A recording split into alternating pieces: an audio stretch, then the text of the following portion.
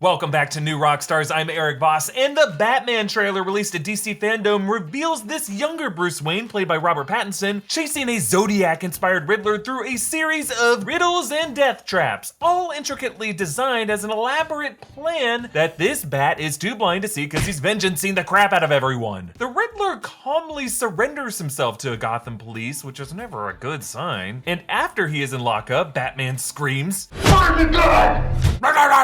Translating to, "What have you done?" Implying getting arrested was part of the Riddler's jigsaw or Seven-esque plan. So what is this Riddler's endgame? Well, after breaking down this trailer frame by frame, a few shots continue to turn my brain into a Riddler cappuccino. 1. Bruce's hand-sprayed concept map to decode the Riddler's plot in what looks like an active crime scene. Where is this? 2. A folded piece of film with a very un-Ridley "See you in hell" written on it. 3. An overhead shot of Batman leading the police through some flooded area. Where are they going? And 4. Alfred reacting shocked to something on TV.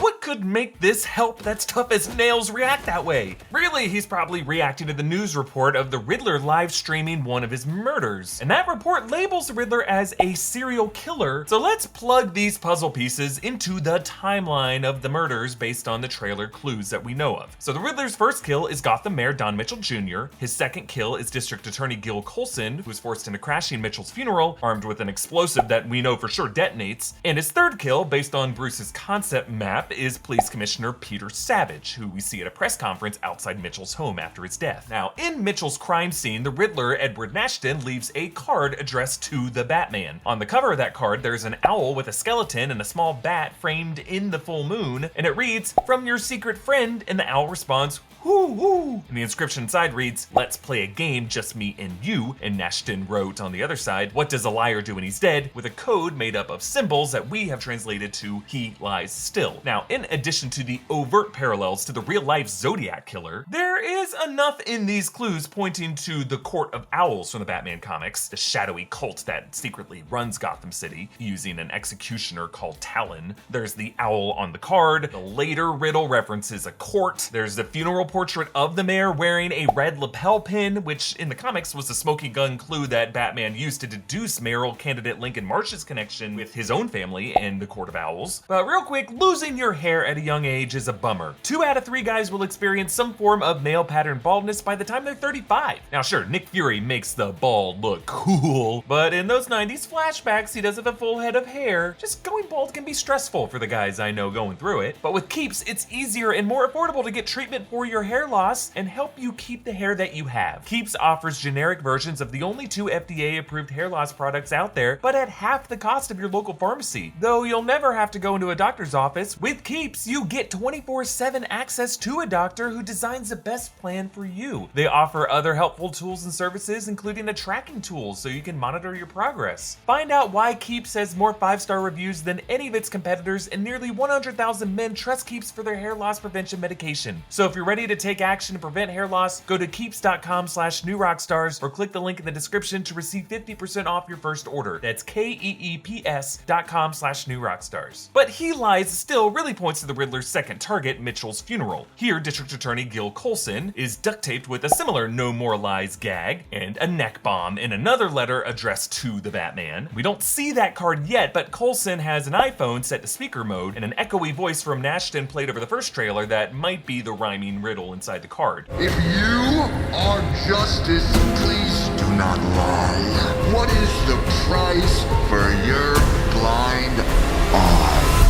A riddle that I've suggested could point to an answer like, "You get ahead," pointing at the third target, the number 3 in command of Gotham, Police Commissioner Peter Savage, who could end up decapitated. And that third crime scene could be the context in which Nashton's third riddle comes out. What's black and blue, dead all over you?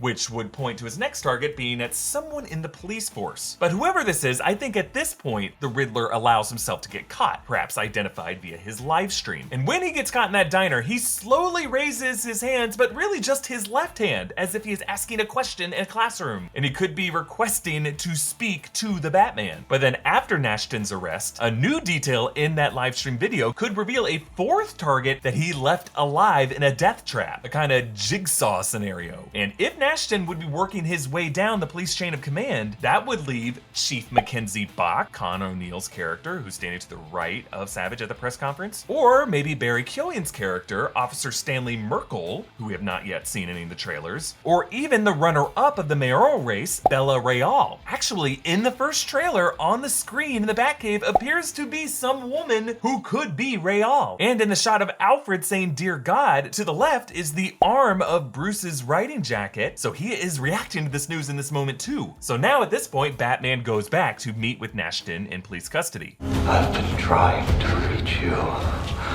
Find the gun! So I think this conversation leads Nashton to lure Batman and the police to this flooded area to rescue that fourth target. But inside, Batman discovers the Riddler's fourth riddle, which is written on this piece of film, folded as if it was in an envelope, but it's simply just an FU. And so the black and blue and dead all over target really was Batman in black and the police in blue, both of them dead all over when they are flooded and drowned. But Batman, as we see him later covered in mud, must survive it. And so then I think this leads Batman to realize he has been the true target of the Riddler's scheme. You're part of this too. How am I part of it? You'll see.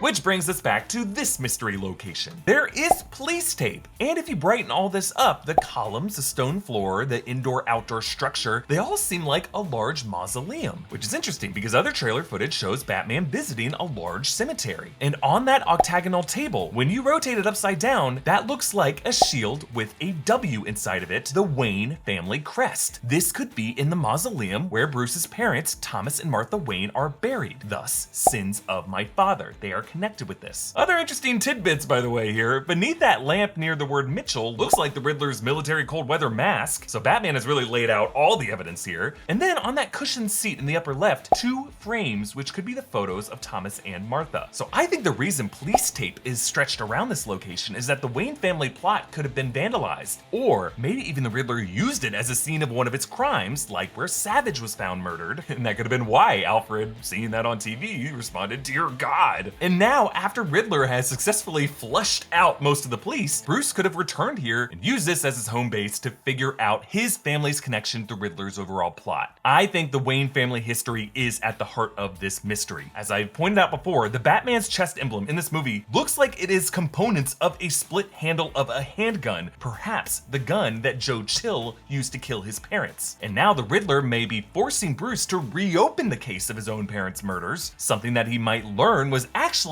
a targeted assassination due to Thomas's sins, like due to his membership in the shadowy cult of the Court of Owls, which I have theorized before could be continuing to manipulate this Batman vigilante as their Talon-style enforcer, while the corrupt police leadership of the city turns a blind eye to the Batman's violent methods. The words "renewal is a lie" could be something the Riddler might have said that Bruce now interprets to mean that a city renewal project is actually a Chinatown-esque infrastructure conspiracy masking the court's insidious control over Gotham. So what is the Riddler's ultimate plan? To take out city leaders, to expose the corruption in Gotham, expose the Batman's role in helping maintain that status quo, and expose how his parents were murdered to drive him into street-level vigilantism that only helps the city's true elites, and bringing it all to light by curing the world's greatest detective of his own blind eye. Let me know your thoughts on this theory, and you can support New Rockstars by checking out our merch options at newrockstarsmerch.com. Follow me on Instagram and Twitter at EAVoss. Follow and subscribe to New Rockstars for breakdowns of everything you love. Thanks for watching, Batman.